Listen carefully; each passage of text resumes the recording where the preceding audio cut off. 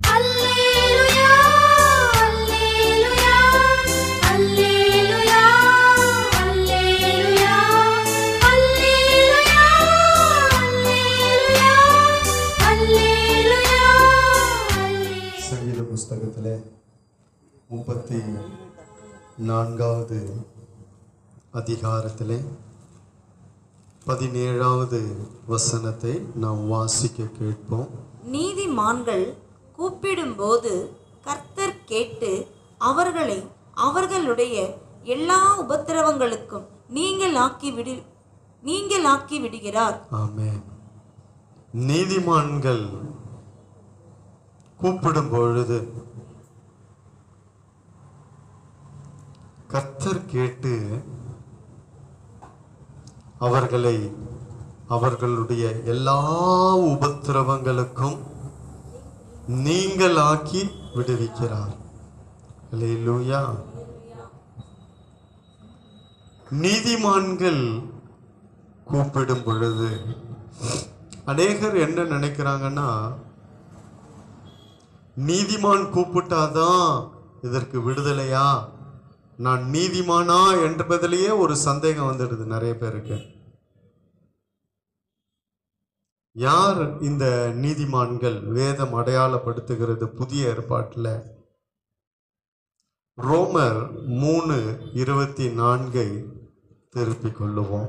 இலவசமாய் அவருடைய கிருபையினாலே கிறிஸ்து இயேசுவில் உள்ள மீட்பை கொண்டு நீதிமான்கள் ஆக்கப்படுகிறார்கள். ஆமென். நீதிமான் யாரு? இலவசமாய் அவருடைய கிருபையினாலே கிறிஸ்து இயேசுவில் உள்ள மீட்பை கொண்டு நீதிமான்களாக அவர் உன்னையும் என்னையும் மீட்டெடுத்திருக்கிறார். ஆமென். நீயும் நானும் நீதிமான். ஆமென் சொல்லுங்க. அல்லேலூயா. இலவசமாய் உன்னை நீதிமானாய் கிருபையினாலே நிறுத்தியிருக்கிறார். கிறிஸ்து இயேசுவில் உள்ள மீட்பை கொண்டு நீங்கள் நீதிமான்கள் ஆக்கப்பட்டிருக்கிறீர்கள். அவர்தான் மீட்பர். அதனாலதான் மீட்பர்னு சொல்றோம் அவரை. என் மீட்பர் இயேசு கிறிஸ்துன்றமே. அதனாலதான் உன்னை நீதிமானாய் கர்த்தர் வைத்திருக்கிறார். இன்னொரு வசனம் வாசிங்க. அதே ரோமர் 4வது அதிகாரம் 5வது வசனத்தை வாசிப்போம். ஒருவன் கிரியை செய்யாமல் பாவியை நீதிமான் ஆக்குகிறவர் இடத்தில் விசுவாசம் வைக்கிறவனாய் இருந்தால் அவனுடைய விசுவாசமே அவனுக்கு நீதியாக எண்ணப்படும். நீ விசுவாசித்தான் நீ நீதிமான். ஆமென் சொல்லுங்க. நீ ஆண்டவராகிய இயேசு கிறிஸ்துவை விசுவாசித்தால் என்ன பாவமா இருந்தாலும் அந்த பாவத்தை மன்னித்து ஏற்றுக்கொள்ளுகிற ஆண்டவர் இயேசு கிறிஸ்துவின் மீது நீ விசுவாசம் வைக்கும் பொழுது நீ நீதிமான் என்று வேதம் உன்னை அடையாளப்படுத்துகிறது. நீதான் நீதிமான். அநேகருடைய எண்ணம் என்னன்னா, பெரிய பெரிய ஊழியக்காரர்கள், இந்த மாதிரி பிரசங்கம் பண்றவங்க, ஊழியம் செய்யறவங்க, ஆராதனை நடத்துறவங்க, அவங்க தான் நீதிமான் என்ற ஒரு நினைப்பு, ஒரு தோற்றம் அவர்களுக்குள்ள இருக்கிறது. இல்லை இல்லை, நீங்களும் நீதிமான், நானும் நீதிமான். நாம இலவசமாய் அவருடைய கிருபையினால மீட்கப்பட்டவர்கள், ரட்சிக்கப்பட்டவர்கள். அல்லேலூயா. இந்த இடத்துல சொல்லுகிறது, ஒருவன் கிரியை செய்யாமல் பாவியை நீதிமானாக்கிறவரிடத்தில் விசுவாசம் வைக்கிறவனா இருந்தால் அவனுடைய விசுவாசமே அவனுக்கு நீதியாக எண்ணப்படும். ஆபிரகாம் அதை தான் செஞ்சார். அல்லேலூயா. 3வது வசனத்துல வாசிக்கிறோம். வேத வாக்கியம் என்ன சொல்லுகிறது? ஆபிரகாம் தேவனை விசுவாசித்தான், அது அவனுக்கு நீதியாக எண்ணப்பட்டது என்று சொல்லுகிறது. பழைய ஏற்பாட்டுல நீதிமானாக்க கிரியை செய்யணும், அவர் தன்னை காண்பிக்கணும் நீதிமானாய் இருக்க. ஆனா புதிய ஏற்பாட்டுல நீ ஆண்டவரிடத்துல வந்தா போதும், அவரை ஏற்றுக்கொண்டால் போதும், அவரை விசுவாசித்தால் போதும், நீ நீதிமான் என்று வேதம் உன்னை அடையாளப்படுத்தி காண்பிக்கிறது. அல்லேலூயா. இப்போ உங்களுக்கு விளங்குன்னு நினைக்கிறேன். யார் நீதிமான்? தைரியமா சொல்லுங்க. நீங்க தான். நீங்க ஒரு நீதிமான். அல்லேலூயா. நீங்க ஒரு நீதிமான். கர்த்தருடைய பரிசுத்த நாமத்துக்கு மகிமை உண்டாகட்டும். நீங்க தான் நீதிமான். ஆண்டவரை இயேசு கிறிஸ்துவை சொந்த இரட்சகராய் ஏற்றுக்கொண்டவர்கள் நீதிமான். அவருடைய மீட்பை பெற்றவர்கள் நீதிமான். அவரை விசுவாசிக்கிறவர்கள் நீதிமான். ஹல்லேலூயா. கர்த்தருடைய பரிசுத்த நாமத்துக்கு மகிமை உண்டாகட்டும். நீதிமான்னா இன்னும் யாருன்னு தெரியல நிறைய பேருக்கு. நீங்க தான் நீதிமான். ஹல்லேலூயா. அதை முதல்ல விளங்கி கொள்ளுங்க. இவங்க இந்த வசனத்தெல்லாம் பார்க்கும்போது நீதிமான்கள் என்று பார்க்கும் பொழுது நம்ம இல்லை அப்படின்னு நினைச்சுக்கிறாங்க. நீங்க தான் நீதிமான். ஹல்லேலூயா. கர்த்தருடைய பரிசுத்த நாமத்துக்கு மகிமை உண்டாகட்டும். இப்போ மறுபடியும் அந்த சங்கீதம் 34:17 வாசிங்க. நீதிமான்கள் கூப்பிடும் போது நீதிமான்கள் கூப்பிடும் பொழுது கர்த்தர் கேட்கிறார். உன் சத்தத்தை கேட்க ஒரு தேவன் உண்டு. அதை முதல்ல நல்லா விளங்கி கொள்ள வேணும். அல்லேலூயா. ஒரு சில நேரத்துல நம்ம நினைக்கிறோம் கேட்கிறாரா இல்லையான்னு. ஆனா மனுஷன் கேட்பது கடினம். நீ சொல்றத ஒரு நேரத்துல கேட்பான், ஒரு நேரத்துல கேட்க முடியாது. ஆனா கர்த்தர் நம்ம கூப்பிடும் பொழுது கேட்க ஒரு தேவன் உண்டு. அல்லேலூயா. அது மட்டுமல்ல, கர்த்தர் கேட்டு அவர்களை அவர்களுடைய எல்லா உபத்திரவங்களுக்கும் நீங்களாக்கி விடுகிறார். அப்போ முதல்ல தெரிஞ்சுக்கணும், நீதிமானா இருந்தாலும் அவர்களுக்கு உபத்திரவம் உண்டு, உபத்திரவம் வரும். அல்லேலூயா. ஆனா பெரிய ஒரு கிருபை என்ன, நீதிமான்களுக்கும் மற்றவர்களுக்கும் உள்ள வித்தியாசம் என்னவென்றால், எத்தனை உபத்திரவங்கள் வந்தாலும் அதை நீங்களாக்கி விடுவிக்கிற ஒரு தேவன் நமக்கு இருக்கிறார். ஆமென் சொல்லுங்க. அல்லேலூயா. இந்த உபத்திரவம் என்பதை நான் அப்படி கொஞ்சம் ஆராய்ச்சி பார்த்தேன். அது தமிழ் அகராதியில அதுக்கு பல விளக்கம் கொடுக்கப்பட்டிருக்கு. கவனிங்க. இதுல எது வேணாலும் உங்க வாழ்க்கையில இருக்கலாம். இன்னைக்கு நீங்க விசுவாசமா இந்த இடத்துல அமர்ந்து இந்த வார்த்தையை கேட்கும் பொழுது உபத்திரவத்தை நீக்கி விடுகிற தேவன் இறங்குவார் உன் ஜெபத்துல. ஆமென் சொல்லுங்க. அல்லேலூயா. உபத்திரவம் இல்லாத மனிதன் இல்லை, வேதம் தெளிவா சொல்லுகிறது. அந்த உபத்திரவம்னா அதுக்கு என்ன அப்படின்னு சொல்லி பார்க்கும்பொழுது அந்த தமிழ் அகராதியில பல வார்த்தைகள் இதற்கு துணையாக கொடுக்கப்பட்டிருக்கிறது. உபத்திரவம்னா முதல்ல வருகிறது இடுக்கண், அடுத்து துன்பம், அடுத்து வேதனை, அடுத்து கொடுமை, அடுத்து தொந்தரவு, அடுத்து வருத்தம். இதனுடைய ஸ்டெப்ஸ் அப்படியே, இதனுடைய படிகள், உபத்திரவத்தினுடைய படிகள். உபத்திரவத்துக்குள்ள இத்தனை காரியம் இருக்கு. இத்தனை காரியங்கள் இதுல சொல்ல நான் ஆராய்ச்சி பார்த்தேன். உபத்திரவம் போட்டு நான் எடுத்து பார்த்தேன். தமிழ் அகராதியில பார்க்கும் பொழுது உபத்திரவத்துக்கு இத்தனை காரியங்கள் சொல்லப்பட்டிருக்கு. நம்ம வெறும் உபத்திரவம் சொல்லிடுறோம். ஆனா அந்த உபத்திரவத்துக்குள்ள என்னென்ன இருக்குன்னா இடுக்கண், இடுக்கம், நெருக்கம். அந்த நெருக்கம் வரும், இடுக்கண். அது மட்டும் இல்ல, துன்பமும் உபத்திரவத்துல ஒரு பாகமா இருக்கிறது. அடுத்து வேதனையும் அந்த உபத்திரவத்துல ஒரு பாகமா இருக்கிறது. கொடுமை அதுவும் இதுக்குள்ளதான் இருக்கு. அதுவும் அந்த அகராதியில வருது. லைனா நீங்க பாத்தீங்கன்னா உங்களுக்கு தெரியும். அதுக்கப்புறம் அதுலயே அந்த உபத்திரவத்திலேயே தொந்தரவு அப்படின்னு ஒரு வார்த்தை இருக்கு. அடுத்து வருத்தம், அதுவும் அந்த உபத்திரவத்துக்குள்ள இருக்கு. இத்தனை காரியங்கள் இருக்கு. ஆனாலும் நீதிமான்கள் கூப்பிடும் பொழுது கர்த்தர் கேட்டு அவர்களை அவர்களுடைய எல்லா உபத்திரவங்களுக்கும் நீங்களாக்கி விடுவிக்கிறார். அல்லேலூயா. கர்த்தருடைய பரிசுத்த நாமத்துக்கு மகிமை உண்டாகட்டும். அப்போ இத்தனை காரியம் சேர்ந்து உள்ள அடக்கியது உபத்திரவம் என்று சொல்லப்பட்டிருக்கிறது. அப்போ உபத்திரவம் இருக்கிறதால தான் அவர் இறங்கி வந்து கூப்பிட்ட உடனே விடுதலை ஆக்குகிறார். உபத்திரவம் இல்லை என்று சொல்ல முடியாது. நீதிமான்களுக்கு வேதத்தின்படி நான் சொல்லுகிறேன், நீதிமான்களுக்கு அந்த உபத்திரவம் வருகிறது. உனக்கும் எனக்கும் உபத்திரவம் வருகிறது. ஆனா பெரிய கிருபை என்னவென்றால் அதிலிருந்து நீங்களாக்கி விடுவிக்கிற தேவன் நம்மோடு கூட இருக்கிறார்.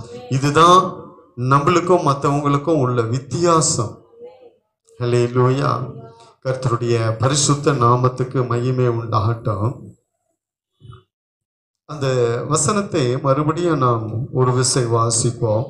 எல்லாம் திருப்பிக் கொள்வோம். சங்கீதம் 34:17 வாசிங்க. நீதிமான்கள் கூப்பிடும் போது கர்த்தர் கேட்டு அவர்களை அவர்களுடைய எல்லா அந்த உபத்திரவங்களுக்கும். எல்லா என்ற வார்த்தையோடு நிறுத்து. அப்போ எல்லா அப்படின்னா என்ன அர்த்தம்? என்ன அர்த்தம் சொல்லுங்களேன். இது என்ன அர்த்தம்னா, அவர்களுடைய எல்லா அப்படின்னா என்ன, நிறைய இருக்கு, நிறைய சூழ்ந்திருக்கு, உபத்திரவங்கள் நிறைய இருக்கு, நிறைய இருக்கு. அதனாலதான் அந்த உபத்திரவத்தை, அந்த உபத்திரவத்தினா அது ஒண்ணு மட்டும். ஆனா இங்க அப்படி இல்லை, எல்லா உபத்திரவங்களுக்கும் நீங்கள் ஆக்கி விடுக. அப்போ நம்ம சூழ்ந்திருக்கிற சுற்றி இருக்கிற எல்லா உபத்திரவத்துக்கும் நீங்கள் ஆக்கி விடுவிக்கிறார். எப்படின்னா ஜபத்துல அவரை நோக்கி கூப்பிடும் பொழுது, ஜபத்துல இப்படி ஒரு மேன்மை வச்சிருக்கிறார். அல்லேலூயா. கர்த்தருடைய பரிசுத்த நாமத்துக்கு மகிமை உண்டாகட்டும். அந்த உபத்திரவத்தினுடைய படிகள் சொன்ன என்னென்ன காரியம், அந்த காரியங்களை எல்லாம் நீங்களாக்கி நம்மை விடுவிக்கிறார். 19 கூட வாசிக்கிறோம். வாசிங்க 19. நீதிமானுக்கு வரும் துன்பங்கள் அநேகமாய் இருக்கும். நீதிமானுக்கு வரும் துன்பங்கள் அநேகமாய் இருக்கும். துன்பங்கள் நிறைய வரலாம், எவ்வளவு வந்தாலும் சரி. கர்த்தர் வாசிங்க, கர்த்தர் அவைகள் எல்லாவற்றிலும் நின்று அவனை விடுவிப்பார். யாருக்குங்க நிக்கிறாரு? வெறும் நீதிமான் இல்ல, நீதிமானுக்கு வரும் துன்பங்கள் அநேகமா இருக்கும். ஏன் நிக்கிறாரு அப்படின்னா, அவை எல்லாவற்றிலும் இருந்து விடுவிக்கும்படி கர்த்தர் நிக்கிறார். அல்லேலூயா. கர்த்தருடைய வெறும் நீதிமானா ஏன் நிக்கணும்? ஆனா அந்த வசனம் சொல்லுகிறது, நீதிமானுக்கு வரும் துன்பங்கள் அநேகமா இருக்கும். உனக்கும் எனக்கும் ஏன் துன்பம் வருதுன்னா, கவனிங்க, துன்பத்திலேயே நம்மளை மூழ்கடித்து ஒன்றுமில்லாமல் ஆக்க வேண்டும் என்று வரலாம். மனுஷர்கள் கொண்டு வரலாம், பிசாசு கொண்டு வரலாம், மற்ற காரியங்கள் கொண்டு வரலாம். ஆனா உனக்காக அந்த துன்பத்திலிருந்து உன்னை தூக்கி எடுக்கும்படி, அதிலிருந்து விடுதலை ஆக்கும்படி ஒரு தேவன் பக்கத்திலேயே நின்று கொண்டிருக்கிறார். அல்லேலூயா. நீதிமானுக்கு வரும் துன்பங்கள் அநேகமா இருக்கும். ஆனா கர்த்தர் அவை எல்லாவற்றிலும் நின்று விடுதலையாக்குகிறார். அல்லேலூயா. கர்த்தருடைய பரிசுத்த நாமத்துக்கு மகிமை உண்டாகட்டும். விடுவிப்பார்.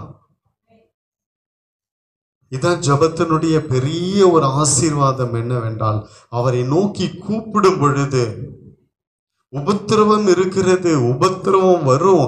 ஆனா உபத்திரவத்துல நம்மளை நீங்களாக்கி விடுவிக்கிற, அதிலிருந்து நம்மளை தூக்கி எடுக்க ஜபத்துல ஒரு தேவன் இருக்கிறார். அல்லேலூயா. கர்த்தருடைய பரிசுத்த நாமத்துக்கு மகிமை உண்டாகட்டும். இந்த இடத்துல சொல்லப்பட்டிருக்கிறது, துன்பங்கள் அநேகமா இருக்கும். அதை கண்டு கலங்காதீங்க. துன்பங்கள் அநேகமா இருந்தாலும் அதிலிருந்து தூக்கி எடுக்க ஒரு தேவன் இருக்கிறார் என்பதை நம்புங்க, விசுவாசிங்க. உங்க ஜெபத்திலே கர்த்தர் அந்த துன்பங்களில் இருந்து தூக்கி எடுப்பார். ஆமென். இந்த வசனம் சொல்லுகிறது, நீதிமானுக்கு வரும் துன்பங்கள் அநேகமா இருக்கும். கர்த்தர் அவை எல்லாவற்றிலும் நின்றுன்னு ஒரு வார்த்தை வருது பாருங்க, அதுதான் ரொம்ப முக்கியம். அல்லேலூயா. நின்று அவனை விடுவிப்பார். மகா பெரிய தேவன் எதுக்கு நிக்கிறாரு? எதுக்காக நிக்கிறாரு? உன் வாழ்க்கையில் வருகிற இந்த வசனம் சொல்லுகிறது, துன்பங்கள் உபத்திரவங்களுக்காக உனக்காக விடுவிக்கும்படி நிற்கிறார். அவர் மகா பெரிய தேவன், சர்வ வல்லமை படைத்தவர். எதுக்காக நிக்க வைக்கிறாரு? உன் வாழ்க்கையில வருகிற காரியங்களை ஜெபத்துல உன்னை விடுவிக்கும்படி நிற்கிறாரு. அல்லேலூயா. சிங்காசனத்துல வீட்டு இருக்கிறார். ஆனா இந்த காரியம் வரும் பொழுது எழுந்து நிற்கிறார். அல்லேலூயா. அவர் எழுந்து நிற்பார் இதற்காக. ஆமென். நின்று அவனை விடுவிப்பார். யார? நீதிமான். நீதிமான் யாரு? நீங்களும் நானும் தான். அல்லேலூயா. ஆண்டவரை இருதயத்தில் ஏற்றுக்கொண்டவர்கள், ஆண்டவரை விசுவாசிக்கிறவர்கள், அல்லேலூயா, அவர்கள் நீதிமான்கள் என்று வேதம் சொல்லுகிறது. நீயும் நானும் ஒரு நீதிமான். முதல்ல நீ நீதிமான் என்ற ஒரு தெளிவுக்குள்ள வரணும், ஒரு எண்ணத்துக்குள்ள வரணும். நான் யாருன்னு கேட்டா நான் ஒரு நீதிமான். ஆமென் சொல்லுங்க. யாரா இருந்தாலும் சரி. உங்களுக்கு இன்னைக்கு நான் சொல்றேன், இன்னைக்கு நிறைய ஜனங்க என்ன நினைக்கிறாங்க, நிறைய இடத்துல அவங்க ஏதோ ஒரு பெரிய ஊழியக்காரங்க, ரொம்ப அற்புதம் அடையாளம் நடத்துறவங்க, இந்த மாதிரி பிரசங்கம் பண்றவங்க, பெரிய லெவல்ல இருக்கிறவங்க, அவங்க தான் நீதிமான் என்று நினைக்கிறார்கள். அப்படி இல்லை, வேதம் அப்படி சொல்லவே இல்லை. நீங்களும் நீதிமான் என்றுதான் வேதம் அடையாளப்படுத்துகிறது. அல்லேலூயா. நீ யார் என்றால் ஒரு நீதிமான். நீதிமானுக்கு அநேக துன்பம் வரலாம். யாருக்கு கர்த்தர் நிற்கிறாரு? உனக்கும் எனக்கும் தாங்க. துன்பம் வரவங்களுக்கு தான் கர்த்தர் நிற்கிறார். உபத்திரம் வரவங்களுக்கு தான் கர்த்தர் இறங்கி நீங்களாக்கி விடுவிக்கிறார். அல்லேலூயா. கர்த்தருடைய பரிசுத்த நாமத்துக்கு மகிமை உண்டாகட்டும். இன்னொரு வசனம் கூட இருக்கு, வாசிங்க. சங்கீதம் 30வது சங்கீதம் 10வது வசனத்தை வாசிப்போம். கர்த்தாவே, உம்மை நோக்கி கூப்பிட்டேன், கர்த்தரை நோக்கி கெஞ்சினேன். ஆமென். கர்த்தாவே, உம்மை நோக்கி கூப்பிட்டேன், கர்த்தரை நோக்கி கெஞ்சினேன். அடுத்த வசனம் வருகிறது. என் புலம்பலை ஆனந்த களிப்பாக மாற பண்ணினீர். என் மகிமை அமர்ந்திராமல் உம்மை கீர்த்தனம் பண்ணும்படியாக நீர் என் இரட்டை களைந்து போட்டு மகிழ்ச்சி என்னும் கட்டினால் என்னை இடை கட்டினீர். ஆமென். கர்த்தாவே, உம்மை நோக்கி கூப்பிட்டேன், உம்மை நோக்கி கெஞ்சினேன். அப்போ எந்த அளவுக்கு அந்த சூழ்நிலை இருக்கும் பாருங்க. இதுவும் உபத்திரவத்துல சேர்த்து கொள்ளலாம். கெஞ்சுறான். உம்மை நோக்கி கூப்பிட்டேன், அடுத்து உம்மை நோக்கி கெஞ்சினேன். கெஞ்சக்கூடிய சூழ்நிலையில அந்த மனுஷன் இருந்தான். கர்த்தர் உடனே இறங்கி என் புலம்பலை ஆனந்த களிப்பாக மாற பண்ணினேன். எத்தனை பேர் இன்னைக்கு வாழ்க்கையில புலம்பி கொண்டிருக்கிறாங்க? நிறைய பேர் பார்க்கிறேன், ரோட்ல கூட பார்ப்போம். ஒரு சில நேரத்துல அவங்களே தானா பேசிட்டு போவாங்க, புலம்பிட்டு போவாங்க. ஒரு சிலர் அந்த காரியங்கள் வருகிற அந்த உபத்திரவங்களும் அந்த துன்பங்களும் நிமித்தம் புலம்பிக் கொண்டே இருப்பாங்க. எனக்கு அப்படி ஆயிடுச்சு, இப்படி ஆயிடுச்சு, இதாயிடுச்சு, இந்த மாதிரி ஆயிடுச்சு, என் வாழ்க்கையா இப்படி இருக்கு, என் சூழ்நிலையா இப்படி இருக்கு, நான் ஏன் இவ்வளவு கஷ்டப்படுறேன், இப்படி புலம்பிக் கொண்டே இருப்பாங்க. அதுக்கு தான் அந்த ஜெபம், கர்த்தர் அந்த புலம்பலை ஆனந்த களிப்பாய் மாற பண்ணுகிறார் ஜெபத்துல. அல்லேலூயா. நம்முடைய புலம்பலை எல்லாம் கர்த்தர் பார்க்கிறார். என்னென்ன காரியத்துல நம்ம புலம்பி கொண்டு இருக்கிறோமோ. புலம்பல் ஏன் வரும்? சும்மா வரும்? சும்மா யாருக்காவது புலம்புற வருமா? சும்மாவே சாதாரணமே புலம்பின்னு இருந்தா அதுக்கு வேற பேர் லூஸ். அது வேற, அது நம்மளுக்கு தேவையில்லை. சும்மாவே புலம்பின்னு இருந்தா அது வேற. ஆனா நல்ல மனுஷன், நல்ல ஞானம் இருக்கிறவன், நல்ல ஒரு குடும்பத்தில் இருக்கிறவன், இல்லை நல்ல ஆவிக்குரிய வாழ்க்கையில் இருக்கிறவங்க, இல்லை ஆண்டவர் ஏற்றுக்கொண்டு புலம்புறாங்க அப்படின்னா ஏதோ ஒரு பிரச்சனை, அவங்களுக்கு ஏதோ ஒரு சூழ்நிலை முடியல, அவன் கெஞ்சுறான். அந்த நெருக்கத்தின் நிமித்தம் தேவ சமூகத்துல கெஞ்சி மன்றாடுகிறான். கெஞ்சக்கூடிய நிலைமையில அவன் நிற்கிறான். அந்த சூழ்நிலைக்கு அவனை கொண்டு வந்து விட்டது துன்பங்கள், உபத்திரவங்கள். அப்போ என் புலம்பலை அப்படின்னா என்ன ஆச்சு? அவன் புலம்புற அளவுக்கு ஆயிட்டான். அவன் புலம்பிக் கொண்டே இருக்கிறான். ஆண்டவரே, இந்த மாதிரி ஆயிடுச்சு, அப்படி ஆயிடுச்சு, ஜனங்களை பார்க்கும்போது, மற்றவங்களை பார்க்கும் பொழுதுலாம். அப்போ அதனாலதான் புலம்பலை ஆனந்த களிப்பாக மாற பண்ணுகிறான். எத்தனை பேரு தனிமையில புலம்பு இருக்கிறீங்கன்னு தெரியல. அதனாலதான் கர்த்தர் இன்றைக்கு உங்களுக்கு இந்த வார்த்தையை கொடுக்கிறார். எத்தனை பேர் துன்பத்துல இருக்கிறீங்கன்னு தெரியல, எத்தனை பேர் உபத்திரவத்தில் இருக்கிறீங்கன்னு தெரியல. அல்லேலூயா. அது எதுவா இருந்தாலும் இன்றைக்கு உன்னை அதிலிருந்து விடுவிப்பார் நீ ஜெபிக்கும் பொழுது. அல்லேலூயா. கர்த்தருடைய பரிசுத்த நாமத்துக்கு மகிமை உண்டாகட்டும். என் புலம்பலை ஆனந்த களிப்பாய் மாற பண்ணினீர். என் மகிமை அமர்ந்திராமல் உம்மை கீர்த்தனம் பண்ணும்படியாக நீர் என் இரட்டை களைந்து போட்டு மகிழ்ச்சி என்னும் கட்டினால் இடை கட்டினீர். அப்போ அந்த மனுஷன், இது தாவீதின் சங்கீதம், தாவீது ராஜா தான், ஆனா அவன் ரெட்டுடுத்தி இருந்தான். எதற்கு ரெட்டுடுத்துவார்கள் என்றால், அந்த நாட்களிலே ஏதாவது ஒரு போராட்டம், ஒரு பிரச்சனை, ஒரு அழிவு வரப்போகிறது அப்படின்னா அவர்கள் ரெட்டுடுத்தி சாம்பலிலே அமர்ந்து கர்த்தரை நோக்கி ஜெபிப்பார்கள்.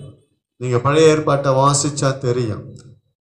அவங்க ரெட்டுடுத்தி அப்படின்னா என்ன, அவங்க வஸ்திரத்தெல்லாம் களைந்து போட்டு, மேன்மையான வஸ்திரத்தை களைந்து போட்டு விட்டு ரெட்டுடுத்தி, அது ஒரு உபத்திரவத்தின் வஸ்திரம், அது நெருக்கத்தின் வஸ்திரம், கர்த்தரை நோக்கி ஜெபிக்க வைக்கிற ஒரு வஸ்திரம், தங்களை சிறுமைப்படுத்தி கொள்ளக்கூடிய ஒரு வஸ்திரம் அது. அவர்கள் ரெட்டுடுத்தி சாம்பலிலே அமர்ந்து, நிறைய இடத்துல வாசிப்போம், அவர்கள் கர்த்தரை நோக்கி கதறினார்கள், கர்த்தர் இறங்கினார் என்று வாசிப்போம். அந்த ரெட்டுடுத்து, அந்த உடுத்தி கொள்ளுகிற உடையை குறித்து சொல்லுகிறேன். ஒரு வசனம் இருக்கு, வாசிங்க. இன்னும் உங்களுக்கு நான் விளக்கி சொல்லுகிறேன். 2 ராஜாக்கள் 6வது அதிகாரம் 30வது வசனத்தை திருப்பிக் கொள்ளும். அந்த ஸ்திரீயின் வார்த்தைகளை ராஜா கேட்ட உடனே அலங்கத்தின் மேல் நடந்து போகிற அவன் தன் வஸ்திரங்களை கிழித்து கொண்டான். அவன் உள்ளே தன் சரீரத்தின் மேல் ரட்டு உடுத்தி இருக்கிறதை ஜனங்கள் கண்டார்கள். இவன் ஒரு ராஜா, இவன் ராஜ வஸ்திரம் அணிந்திருக்கிறான். நல்ல கவனிங்க, கர்த்தருடைய வார்த்தை உங்களுக்கு தான் வருகிறது. இவன் ராஜ வஸ்திரம் அணிந்திருக்கிறான். அந்த ஸ்திரீ சொன்னது நிமித்தம், ஏன்னா அங்க அந்த நாட்டை சூழ்ந்து முற்றுகை போட்டாயிற்று, அங்க கொடிய பஞ்சம், ஜனங்கள்லாம் அழிந்து கொண்டிருக்கிறாங்க. அந்த நேரத்துல ராஜா பாருங்க, அவன் ராஜ வஸ்திரம் போட்டு கொண்டிருக்கிறான். அந்த வஸ்திரத்தை கிழித்து கொண்டான். அவன் வஸ்திரத்துக்கு உள்ளே தன் சரீரத்தின் மேல் ரெட்டு உடித்திருக்கிறதை ஜனங்கள் கண்டார்கள். மேல நல்ல வஸ்திரம் தான் உடுத்தி கொண்டிருக்கிறான், ஆனா உள்ள அந்த ரெட்டு உடுத்தி கொண்டிருந்தான். அந்த துக்கமான, வேதனையான, கண்ணீரான வஸ்திரத்தை அணிந்து கொண்டிருந்தான். இன்னைக்கு பார்க்கறதுக்கு நிறைய பேர் முகம் நல்லா சிரிக்கிறது போல இருக்கணும், ஆனா இருதயத்துல எத்தனை அழுகை, கண்ணீர் என்பது கர்த்தருக்கு தெரியும்.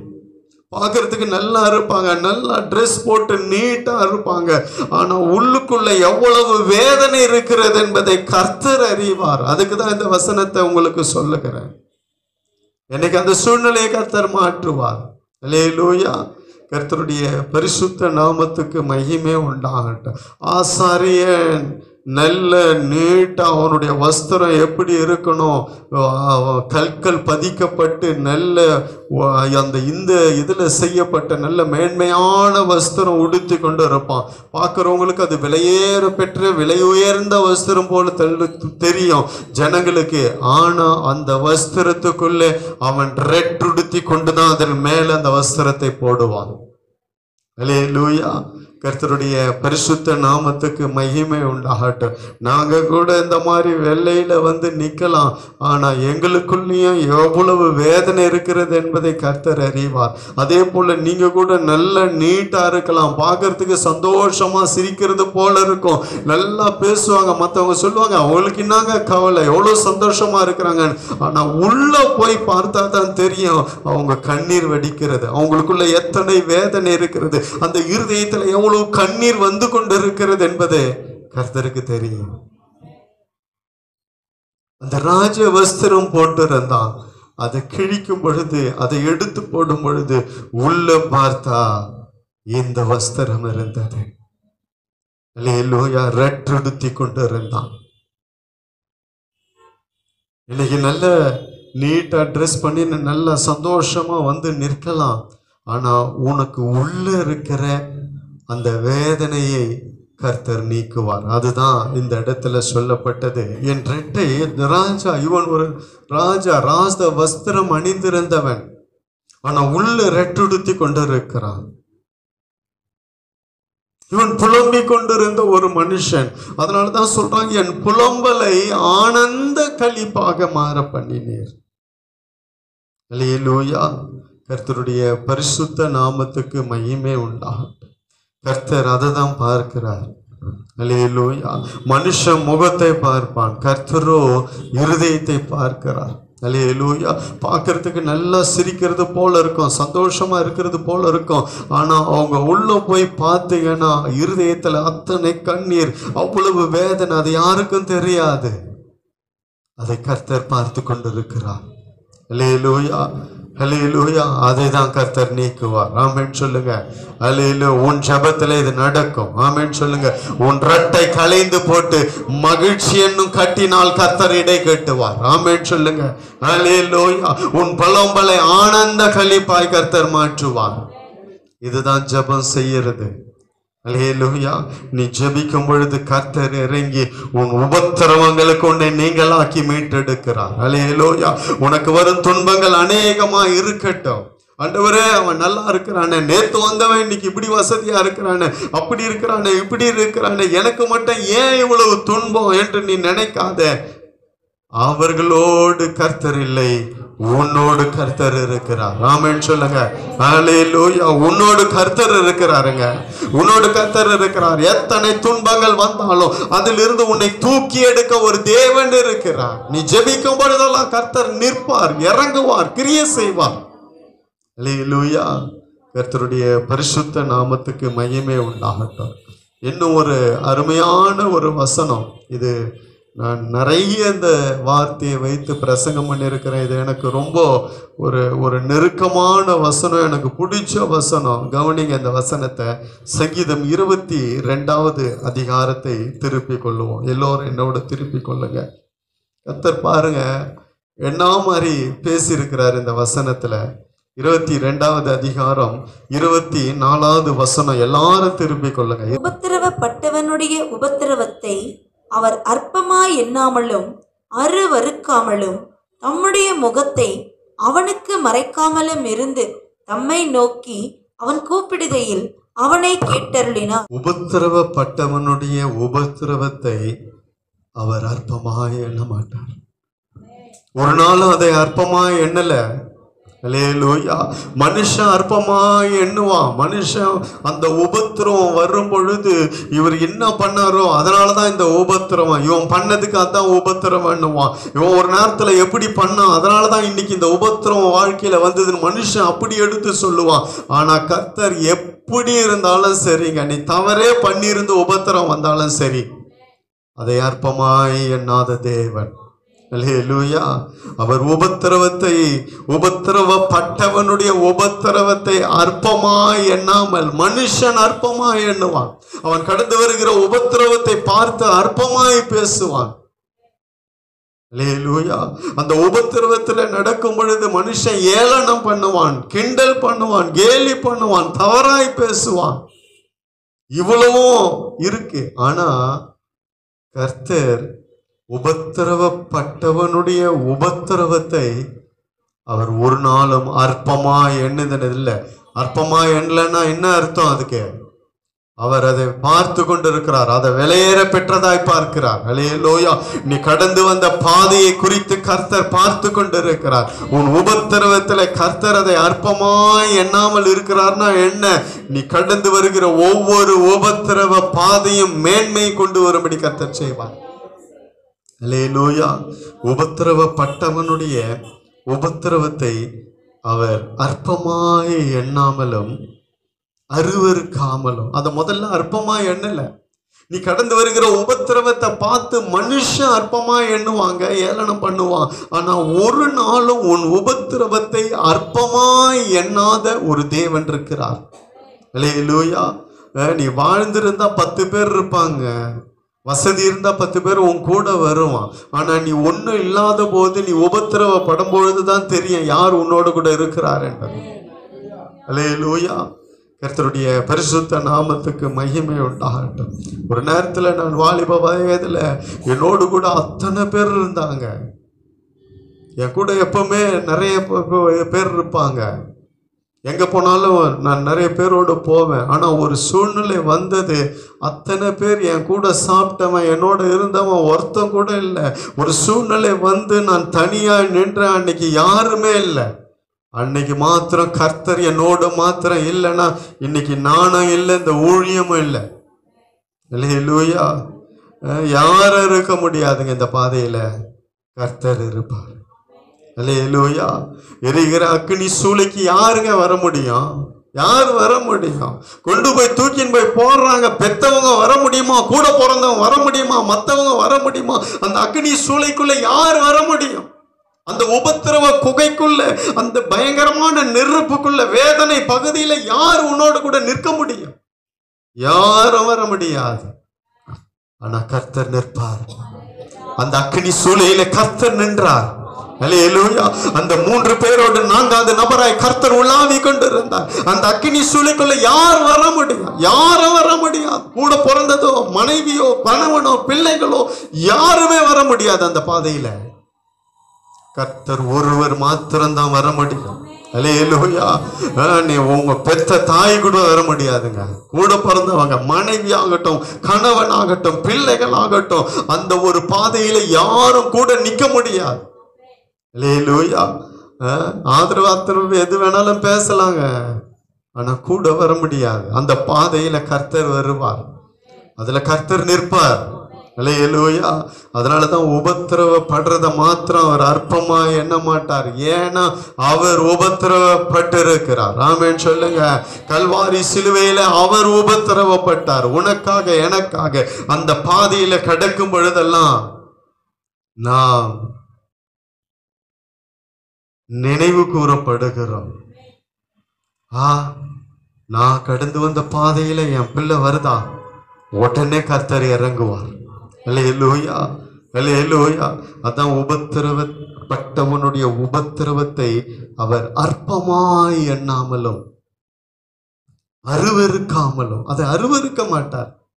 நிறைய பேர் அருவருப்பாங்க. நீ உபத்திரவப்பட்டினா நிறைய பேர் பேசுறது, திட்டுறது காரணம் என்னவென்றால் அருவருத்து உன்னை ஒதுக்கி கூட தள்ளிடுவாங்க.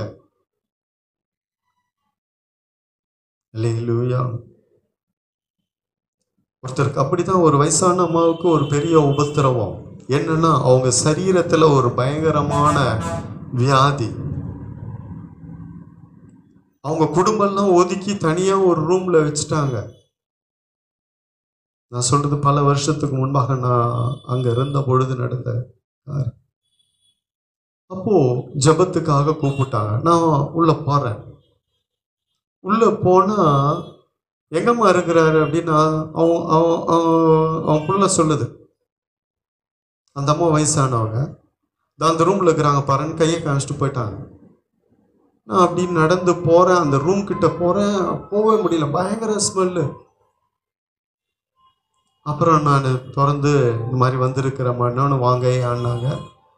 போய் பார்த்தா அவங்கள ரொம்ப மோசமான நிலைமையில இருக்கிறாங்க.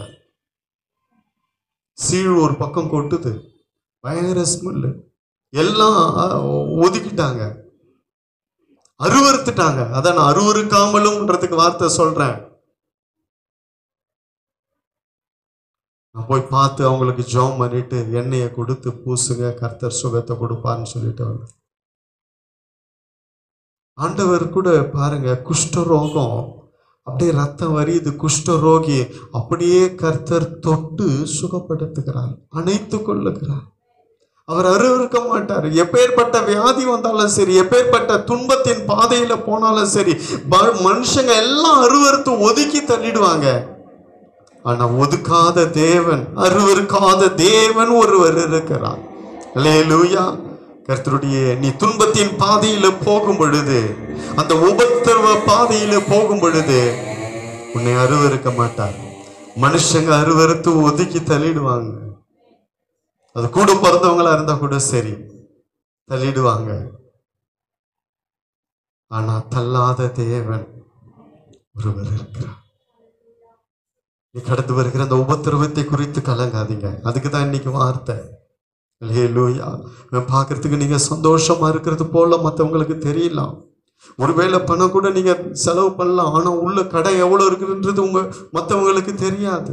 ஒருவேளை நல்ல உடுத்தி இருக்கலாம், இவருக்கு என்னப்பா பிரச்சனை, நல்லா இருக்கிறாரேன்னு மற்றவங்க பார்க்கறதுக்கு நினைக்கலாம். ஆனா உள்ளுக்குள்ள ஒரு நெருடல் இருந்துன்னே இருக்கும், ஒரு உபத்திரம் உங்களை நெருக்கி கொண்டே இருக்கும். அதிலிருந்து கர்த்தர் விடுதலை ஆக்குவார். மற்றவங்களுக்கு தெரியாது, கர்த்தருக்கு தெரியுங்க. கர்த்தருக்கு தெரியும். அல்லேலூயா. அவன் ராஜ வஸ்திரத்தை கிழித்த பொழுது உள்ள ரெட்டொடுத்திருந்தான். அல்லேலூயா. மேல பாக்குறதுக்கு என்ன ராஜ வஸ்திரம், மத்தவங்க பார்க்கும் பொழுது இவன் நல்லா இருக்கிறான், ராஜாங்க வஸ்திரம் பாருங்க எப்படி இருக்கு, ராஜ வஸ்திரத்தை போட்டு இருந்தான். உள்ள பார்த்தா தான் தெரியுது அவன் ரெட்டொடுத்தி கொண்டு இருந்தான். அல்லேலூயா. கர்த்தருடைய பரிசுத்த நாமத்துக்கு மகிமை உண்டாகட்டும். நீ கடந்து வருகிற உபத்திரவ பாதை மற்றவங்களுக்கு தெரியாமல் இருக்கலாம், ஆனா கர்த்தருக்கு தெரியும். அந்த வசனத்தை வாசிங்க. 24. உபத்திரவப்பட்டவனுடைய உபத்திரவத்தை அவர் அற்பமாய் எண்ணாமலும் அருவருக்காமலும் தம்முடைய முகத்தை அவனுக்கு மறைக்காமலும் இருந்து. அடுத்து கர்த்தர் செய்கிற காரியம், தம்முடைய முகத்தை அவனுக்கு மறைக்க மாட்டார். ஒரு சில நேரத்துல இந்த பாதையெல்லாம் நான் நிறைய கடந்து வந்திருக்கிறேன். பயங்கரமான கஷ்டத்தின் சூழ்நிலையில இப்ப இல்ல, அது எத்தனையோ வருஷத்துக்கு முன்பாக ஊழியத்துக்கு வந்து இல்லை, நான் முதல்ல சொல்றேன். பயங்கரமான கஷ்டம். சரின்னு சொல்லி நல்ல தெரிஞ்ச அறிமுகமானவர், எப்போ வேணாலும் வா உதவி செய்கிறேன்னு சொன்னவர், சரி நம்ம கஷ்ட சூழ்நிலைக்கு போய் கேட்கலான்ட்டு போகிறேன். பார்த்துட்டு பார்க்காத மாதிரி போயிட்டாங்க. ஏன்னா நம்ம போய் ஏதாவது கேட்டு போகிறோமோன்னு சொல்லி பார்த்துட்டு பார்க்காத மாதிரி. இப்படி நம்முடைய வாழ்க்கையில் நிறைய வரும். இல்லை ஒரு வாட்டி ஹெல்ப் பண்ணியிருப்பாங்க, ரெண்டாவது வாட்டி ஒரு உதவிக்கு போகும்போது பார்த்துட்டு பார்க்காத மாதிரி பேசுவாங்க, போயிடுவாங்க. இல்லைன்னா எத்தனையோ இடத்துல ஒரு நபர் சொன்னார், இடத்துல வந்து சொல்லி எழுதார், ஐயா நான் எவ்வளோ உதவி செஞ்சேன்யா, ஒரு நேரத்தில் என் சூழ்நிலை சரியில்லை, நான் போய் கேட்கலான்னு நிற்கிறேன், ஃபோனே வரலையா, நான் நல்லா தெரியுது, ஆனால் ஃபோன் எடுத்து ஹலோ அப்படியாங்கன்னு சொல்லிட்டு ஒரு நிமிஷம் பிரதர்ன்னு சொல்லிட்டு அப்படியே போயிட்டாருங்க. அழுறாரு அந்த சகோதரர். நான் அப்படியே வேதனைப்பட்டேன், இப்படியும் இருக்கிறாங்களா. நான் வந்து உதவிக்கு போய் கேட்கலான்னு நினைச்சேன், அதுக்குள்ளேயே அவர் ஃபோன் வந்த மாதிரி நடிச்சுட்டு அப்படியே கம்முன்னு போயிட்டாரியா.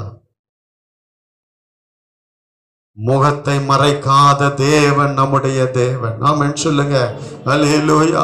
உனக்காக எனக்காக உபத்திரவப்படுகிறவர்களுக்கு அவர் முகத்தை மறைக்கவே மாட்டார், ஒரு நாளும் மறைக்க மாட்டார். அல்லேலூயா. கர்த்தருடைய பரிசுத்த நாமத்துக்கு மகிமை உண்டாகட்டும். தம்முடைய முகத்தை அவனுக்கு யாருக்கு மறைக்கலன்றத முதல்ல விளங்கி கொள்ளுங்க. உபத்திரவப்பட்டவனுக்கு. ஆமென் சொல்லுங்க. அல்லேலூயா. நம்ம என்னவோ அது இருக்கிறோம், நம்ம தான் வந்து இந்த மாதிரி ஆண்டவர் என்னை கை விட்டுட்டாரு, அவருக்கு கண்ணே இல்லையா, நான் படுகிற வேதனை தெரியாதா, என் சூழ்நிலை தெரியாதா, நம்ம அவரை நிறைய பேசிடுறோம். இல்லை, உண்மையிலேயே கர்த்தர் அப்படி இல்லை. நல்லா விளங்கி கொள்ளுங்க. நீ கடந்து வருகிற பாதையில யாருக்கு முகத்தை மறைக்க மாட்டாருன்னா, இந்த உபத்திரவ பாதையில நடக்கிறவங்களுக்கு அவர் தம் முகத்தை மறைத்ததே கிடையாது. வேத வசனத்தின்படி முகத்தை அவனுக்கு மறைக்காமல் இருந்து தம்மை நோக்கி அவன் கூப்பிடுகையில் அவனை கேட்டார். அவங்க ஜபத்தை உடனே கேட்பாருங்க. அல்லேலூயா. அவங்க ஜபத்துக்கு பதில் உண்டு. அவங்க ஜபத்துக்கு முகத்தை மறைக்க மாட்டார், கர்த்தர் மறைக்கவே மாட்டார். கவனிங்க. தம்மை நோக்கி அவன் கூப்பிடுகையில் என்ன கேட்கணும்? கூப்பிட்ட உடனே என்ன சொல்றாருன்றத கேட்கணும். நான் சொல்றது புரியுதுங்களா உங்களுக்கு? இப்போ அவர் வந்து உபத்திரவ குகையில பயங்கரமான உபத்திரவத்துல ஜபம் பண்றாருங்க. என்ன பண்ணணும்? கர்த்தர் ஜபத்தை கேட்கணும், அதான முறை. ஆனா இங்க என்ன போட்டிருக்கு பாருங்க, தம்மை நோக்கி அவன் கூப்பிடுகையில் அவனை, அந்த ஜபத்தை இல்லை, அவன் சத்தத்தை இல்லை, எப்படி போட்டிருக்காரு பாரு, எப்படி கர்த்தர் வந்து கிரியை செய்யறார். அவனை கேட்டறிலி. ஏன்னா ஏன் அவனை கேட்டறிலி? அவன்கிட்ட வராரு, வெறும் ஜபத்தோட கேட்கறதோட இல்லை, அவனை கேட்டு அருளி, அப்படிதான் பிரிச்சுக்கணும். அல்லேலூயா. அவனை கேட்டு அருளினார். இது சேர்த்து போட்டப்பட்டிருக்கு. கேட்டு, அவனை கேட்டு யாரை விசாரிக்கிறார், யாரை கேட்கிறார்? ஏப்பா என்னப்பா உபத்திரவமா? சரிப்பா, இந்த காரியமா, இந்த பிரச்சனையா? விடு, நான் கிரியை செய்கிறேன், நான் பார்த்து கொள்ளுகிறேன், நான் சூழ்நிலையை மாத்துறேன். அவனை கேட்டு அருளி. வெறும் ஜபத்தை கேட்டு மனுஷன் இன்னைக்கு கேட்கறதுக்கு நிறைய பேர் இருக்கிறாங்க. நம்ம சொல்றதெல்லாம் கேட்பான். அப்படியா, சரி சரி பார்த்துக்கலாம் போ, அவ்வளவுதான். கேட்கறதோட சரி. இன்னைக்கு கேட்கறதுக்கு நிறைய பேர் இருக்கிறாங்க. அது கூட இல்லை இன்னைக்கு இந்த சூழ்நிலையில. இன்னைக்கு இல்லை, 5 நிமிஷத்துக்கு மேல காது கொடுத்து கேட்க மாட்டான். நான் சொன்ன பாருங்க, பேசின்னு இருக்கும்போதே போன் எடுத்து அலோன்ட்டு பேசின்னு போறாருங்க அவரு அப்படின்னாரு. அழுதாரு என்கிட்ட வந்து சொல்லி ஒரு நபர். அந்த மாதிரி இன்னைக்கு நம்மளுக்கு கேட்கறதுக்கு ஆள் இல்லை. கேட்டாலும் ஒரு 5 நிமிஷம் கேட்பான். சும்மா இதே சொல்லுங்கிற வேற ஏதாவது பேசி அப்படின்னுவான், பேச்ச மாத்துவான், இல்ல வேற ஏதாவது பண்ணுவான். ஆனா கேட்கிற தேவன் ஒருவர் இருக்கிறார், உன் அங்கலாய்ப்ப. ஆமே, அல்லேலூயா. அவனை கேட்டு அருளினார். அருள்ன்றது எவ்வளவு பெரிய வார்த்தை தெரியுமா? அதை உலக பிரகாரமா உலகத்தார்கள் நிறைய அதை யூஸ் பண்றாங்க, நம்மளுக்கு தெரியல அதனுடைய அர்த்தம். கேட்டருளினார், அருளினார், கொடுக்கிறாரு, அருள் செய்கிறார், கொடுக்கிறாரு, செய்கிறார். அல்லேலூயா. கர்த்தருடைய பரிசுத்த நாமத்துக்கு மகிமை உண்டாகட்டும். இன்னொரு வசனம் கூட இருக்கு, ஏசாயா 48:10 பின்பாகம் மாத்திரம் வாசிங்க. உபத்திரவத்தின் குகையிலே உன்னை தெரிந்து கொண்டேன். எங்க தெரிஞ்சு கொண்டாரு? ஒரு மனுஷனை எங்க பாக்குறாரு பாருங்க. சாதாரணமா இருக்கிற நேரத்தை விட, சந்தோஷமா மகிழ்ச்சியா இருக்கிற நேரத்தை விட ஒரு மனுஷனை எங்க தெரிஞ்சு கொள்றார்? பார்க்கறது வேற, எங்க தெரிந்து கொள்ளுகிறார்? ஒரு நபரை எங்க தெரிந்து கொள்ளுகிறார் என்றால் உபத்திரவத்தின் குகையிலே கர்த்தர் உன்னை தெரிந்து கொண்டார். அல்லேலூயா. கர்த்தருடைய பரிசுத்த நாமத்துக்கு மகிமை உண்டாகட்டும். நீ நினைக்கிற, நான் உபத்திரவப்படும் பொழுது என் கூட யாரும் இல்லை, என்னை பார்க்கறதுக்கு ஆள் இல்லை, என்னை விசாரிக்கிறதுக்கு ஆள் இல்லைன்னு நினைக்கிற, இல்லை, தப்பு. அதுக்கு தான் இத்தனை வசனங்களை உங்களுக்கு எடுத்து சொல்றேன். அல்லேலூயா. உன்னை கர்த்தர் எங்க தெரிந்து கொள்ளுகிறார்? உபத்திரவத்தின் குகையிலே உன்னை தெரிந்து கொண்டேன். அல்லேலூயா. கர்த்தருடைய பரிசுத்த நாமத்துக்கு மகிமை உண்டாகட்டும். உபத்திரவத்தின் குகைக்குள்ள பூந்து வராரு. அல்லேலூயா. நீ எப்பேற்பட்ட குகையில இருந்தாலும் உன்னை வெளியே தூக்கி எடுத்துருவார். ஆமென் சொல்லுங்க. அல்லேலூயா. கர்த்தருடைய பரிசுத்த நாமத்துக்கு மகிமை உண்டாகட்டும். இன்னொரு வசனம் கூட இருக்கு, யாத்ராகமம் 3:7 வாசிங்க. அப்பொழுது கர்த்தர் எகிப்தில் இருக்கிற என் ஜனத்தின் உபத்திரவத்தை நான் பார்க்கவே பார்த்து ஆளோட்டிகளின் நிமித்தம் அவர்கள் இடுகிற கூக்குரலை கேட்டேன், அவர்கள் படுகிற வேதனைகளையும் அறிந்திருக்கிறேன். அல்லேலூயா. அதுக்கு அடுத்த வசனத்துல நான் அதுக்காக தான் இறங்கினேன்றாரு. கர்த்தர் எகிப்தில் இருக்கிற என் ஜனத்தின் உபத்திரவத்தை நான் பார்க்கவே எதை பார்க்கிறாரு? நல்லா விளங்கி கொள்ளுங்க. கர்த்தர் அதை பார்க்கிறாருங்க. அதனாலதான் இங்க சங்கீதத்துல சொல்றாரு, உபத்திரவப்பட்டவனுடைய உபத்திரவத்தை நான் அற்பமா எண்ணாமலும் அதை அருவருக்காமலும் அவனுக்கு என் முகத்தை மறைக்காமலும் அவன் கூப்பிடும் பொழுது நான் இறங்குவேன். அல்லேலூயா. உபத்திரவத்துல ஒரு மனுஷன் கதறி அழுது தேவ சமூகத்துல நிற்கும் பொழுது கர்த்தர் இறங்குவாருங்க. அதுக்குதான் இந்த வசன ஆதாரம். அல்லேலூயா. கர்த்தருடைய பரிசுத்த நாமத்துக்கு மகிமை உண்டாகட்டும். என் ஜனங்கள் படுகிற உபத்திரவத்தை நான் பார்க்கவே பார்த்து இறங்கினேன், அவர்களை மீட்டெடுத்து கானானுக்குள்ள கொண்டு போகும்படி என்று வசனம் இருக்கிறது. உபத்திரவத்துக்கு பின்பு கர்த்தர் பெரிய ஆசீர்வாதத்தை வைத்திருக்கிறார். அல்லேலூயா. கர்த்தருடைய பரிசுத்த நாமத்துக்கு மகிமை உண்டாகட்டும். அது மட்டுமல்ல, இந்த உபத்திரவத்தை ஒரு சில நேரத்துல கர்த்தர் அனுமதிக்க காரணம் என்னவென்றால், சங்கீதம் 119:71 நாம் வாசிப்போம். நான் உபத்திரவப்பட்டது எனக்கு நல்லது, அதனால் உமது பிரமாணங்களை கற்றுக்கொள்ளுகிறேன். ஆமென். நான் உபத்திரவப்பட்டது, எல்லாருக்கும் சொல்லல. அது யார் பட்டாங்களோ அவங்களுக்கு சொல்றது. எல்லாரும் வந்து உபத்திரவப்படணும் அப்படின்னு சொல்லல, அது நல்லது அப்படின்னு சொல்லல. அவர் தனக்கு சொல்லிக்கிறார், நான் உபத்திரவப்பட்டது எனக்கு நல்லது, ஏன்னா அதனால் உம்முடைய பிரமாணங்களை கற்றுக்கொண்டேன். அல்லேலூயா. கர்த்தருடைய பரிசுத்த நாமத்துக்கு மகிமை உண்டாகட்டும். 67 கூட வாசிங்க. நான் உபத்திரவப்படுவதற்கு முன் வழி தப்பி நடந்தேன், ஆமென். இப்பொழுதோ உம்முடைய வார்த்தையை காத்து நடக்கிறேன். ஒரு சில நேரத்துல எந்த உபத்திரவம் இல்லைன்னா வழி தப்பி போயிடுவான். எந்த பிரச்சனையும் இல்லைன்னா மனுஷன் என்ன பண்ணுவான்? 3 வேளை தின்ட்டு படுத்துருவான். அவனுக்கு என்ன பிரச்சனை? ஒன்றும் கிடையாது. எதுவுமே இல்லை, அவனுக்கு எந்த பிரச்சனையும் இல்லை, எந்த போராட்டம் இல்லை, எல்லாம் இருக்குன்னா அவன் ஆண்டவரை தேட முடியாது. கொஞ்சம் கஷ்டம். அப்படியே தேடுகிறவர்கள் உண்டு, வேதத்துல இருக்கு. இல்லை பொதுவா சொல்றேன், மனுஷ இயல்பை சொல்றேன். அந்த மாதிரி சூழ்நிலையில இன்னைக்கு மனுஷன் இருக்கிறான். நான் உபத்திரவப்படுவதற்கு முன்பு வழி தப்பி நடந்தேன், இப்பொழுதோ உம்முடைய வார்த்தையை காத்து நடக்கிறேன். அல்லேலூயா.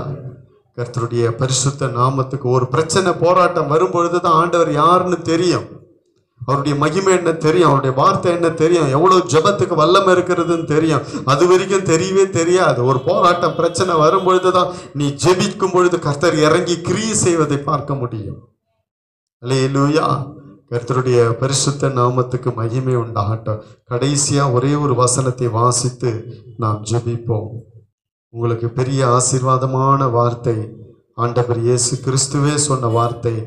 யோவான் 16வது அதிகாரம் 33வது வசனத்துல இந்த பின்பாகத்தை வாசிப்போம். உலகத்தில் உங்களுக்கு உபத்திரவம் உண்டு, ஆனாலும் திடன் கொள்ளுங்கள், நான் உலகத்தை ஜெயித்தேன் என்றார். உலகத்திலே உங்களுக்கு உபத்திரவம் உண்டு, ஆனா உடனே சொல்றாரு, ஆனாலும் திடன் கொள்ளுங்கள், நான் உலகத்தை ஜெயித்தேன். அல்லேலூயா. உலகத்துல உபத்திரவம் இருக்கு, ஆனா ஜெயிச்சவரோடு நாம் இணைந்து கொள்வோம் என்றால் ஜெபத்துல கர்த்தர் ஜெயத்தை கொடுப்பார். அல்லேலூயா. அதுக்குதான் ஆண்டவர் இயேசு கிறிஸ்து இருக்கிறார். கர்த்தர் இருக்கிறது எதுக்குன்னா, உலகத்தை அவர் ஜெயித்திருக்கிறார். உலகம், மாமிசம், பிசாசை அவர் ஜெயித்து விட்டார் சிலுவையில். அல்லேலூயா. உலகத்துல உபத்திரவம் இருக்கு, ஆனாலும் திடன் கொள்ளுங்கள், திடனா இருங்க, நான் இருக்கிறேன்றாரு. உங்களுக்கு உபத்திரவம் இருக்கு, வரும், ஆனா நான் இருக்கிறேன், ஏன்னா ஜெயிச்சிருக்கிறேன். அதை உன்னை மேற்கொள்ள முடியாத அந்த உபத்திரவம் என்று சொல்லி கர்த்தர் இங்கு நமக்கு வாக்கு பண்றாரு. அல்லேலூயா. இப்ப அந்த கீவேர்டுக்கு போயிடுங்க. சங்கீதம் 34:17 வாசிங்க. நீதிமான்கள் கூப்பிடும் போது கர்த்தர் கேட்டு அவர்களை அவர்களுடைய எல்லா உபத்திரவங்களுக்கும் நீங்கள் ஆக்கி விடுகிறார். நீதிமான்கள் கூப்பிடும் பொழுது, கர்த்தரை நோக்கி ஜெபத்திலே கூப்பிடும் பொழுது கர்த்தர் கேட்டு அவர்களை அவர்களுடைய எல்லா உபத்திரவங்களுக்கும் நீங்களாக்கி விடுகிறார். அல்லேலூயா. கர்த்தருடைய பரிசுத்த நாமத்துக்கு மகிமை உண்டாகட்டும். எத்தனை உபத்திரவம் வந்தாலும் சரி, இன்றைக்கு இப்ப முடிக்க போகிறோம், ஜெபத்துல கூப்பிடுங்க, கர்த்தர் விடுவிப்பார். ஆமென். அல்லேலூயா. நாம் எல்லாரும் கண்களை மூடி தேவ சமூகத்துல நீதிமான்கள் கூப்பிடும் பொழுது, நீ நானும் நீதிமான்கள் இப்பொழுதே கூப்பிட்டு ஒரு பதிலை பெற்றுக்கொள்ளுவோம். இப்பொழுதே இருக்கிற உபத்திரவத்துக்கு ஒரு விடுதலை வேண்டி, அல்லேலூயா, அதை நீக்கி விடுவிக்க தேவன் இறங்கும்படி, ஆண்டவரே நாங்கள் எல்லாரும் உம்மை நோக்கி கூப்பிடுகிறோம். நீதிமான்கள் நாங்கள் எல்லாரும் சபையாராய், ஆண்டவரே நீதிமான்களாய் ஒருமனப்பட்டு உம்மை நோக்கி கூப்பிடுகிறோம். கர்த்தர் எங்கள் சத்தத்தை கேட்பீராக, எங்கள் உபத்திரவத்துக்கு கர்த்தர் இறங்குவீராக.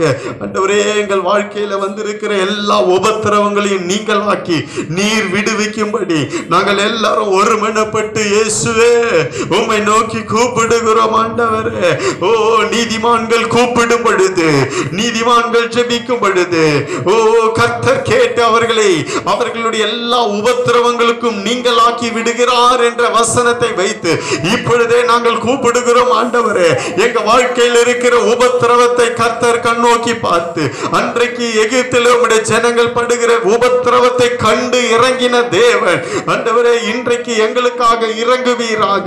ஆண்டவரே, எல்லா உபத்திரவங்கள் இன்றைக்கு ஜனங்களை விட்டு நீங்கி போகட்டும். ஆண்டவரே கர்த்தாவே, அந்த ரெட்டுடத்தை மாற்றுங்க. ஆண்டவரே, புலம்பலை ஆனந்த களிப்பாய் மாற்றி ரெட்டை நீக்கி மகிழ்ச்சி என்னும் இடை கட்டினால் கர்த்தர் கட்டுவீராக. ஆண்டவரே, இப்பொழுது எல்லா உபத்திரவங்கள் உம்முடைய ஜனங்களை விட்டு நீங்கட்டாயா.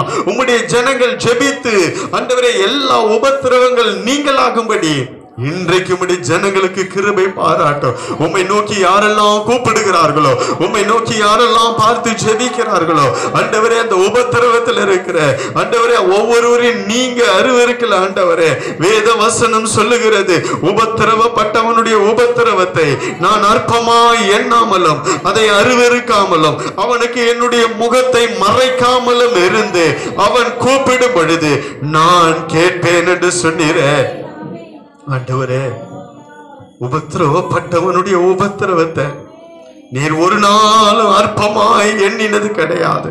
அதை நீர் அருவருத்ததும் கிடையாது. ஆண்டவரே, உம்முடைய முகத்தை அவங்களுக்கு நீங்க மறைக்கவே மாட்டீங்க. ஆண்டவரே, உபத்திரவ பாதையில போகிறவங்களுக்கு உம்முடைய முகம் எப்பொழுதும் இருக்கிறது. ஆண்டவரே கர்த்தாவே, நீர் பார்த்து கொண்டு இருக்கிறீர். ஆண்டவரே, அதற்காக நன்றி செலுத்துகிறோம்.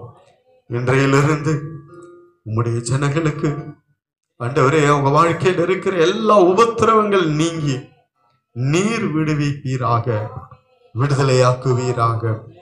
ஜபத்துல நீர் இந்த கிருபையை எங்களுக்கு தாரும். ஆண்டவரே, தொடர்ந்து கர்த்தர் எங்களை நடத்தும். எல்லா துதிகன மகிமை உமக்கு எடுக்கிறோம்.